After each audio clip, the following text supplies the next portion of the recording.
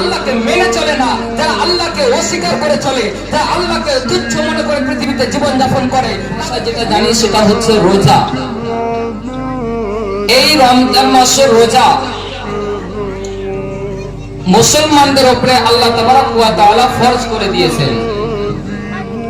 কাদের উপরে? মুসলমানদের উপরে।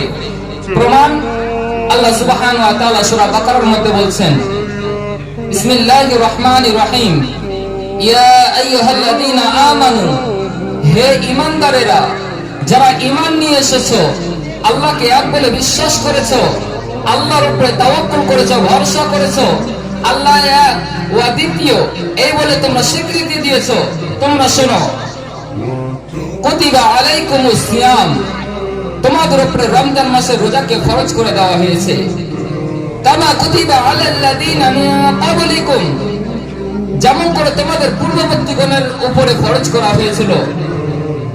এখানে একটা কথা ভাবার আছে, আল্লাহ তাবারক ওয়া তাআলা প্রথমে যে কথাটি ব্যবহার করলেন, ইয়া আইয়ুহাল্লাযীনা আমানু, হে ঈমানদারেরা, যারা ঈমান নিয়ে এসেছো, কুতিবা আলাইকুমুস সিয়াম, তোমাদের উপরে রমজান মাসের রোজাকে ফরজ করে দেওয়া হয়েছে।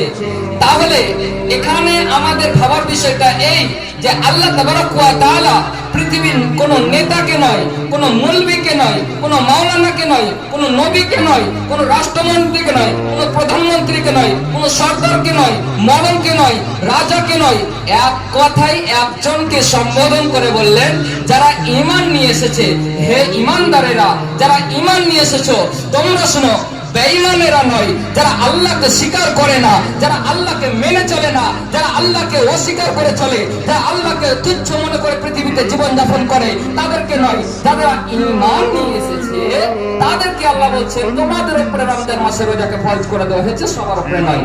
আচ্ছা, এবার ঈমানদারেরা বলবে, আল্লাহ গো, আপনি তো আমার উপরে রমজান মাসের রোজাকে ফরজ করলেন, আমি সকাল থেকে সন্ধ্যা অবধি পানাহারে থাকবো, খাবার থেকে নিজেকে হেফাজত করবো, আপনার কথাকে আমি পাই পাই পাই পাই করে মেনে, আপনার কথাকে মেনে আমি সারা দিনটা আমি নিজেকে কষ্ট দেব, অর্থাৎ খাবার থেকে বিরত থাকবো, আমার লাভ কি হবে?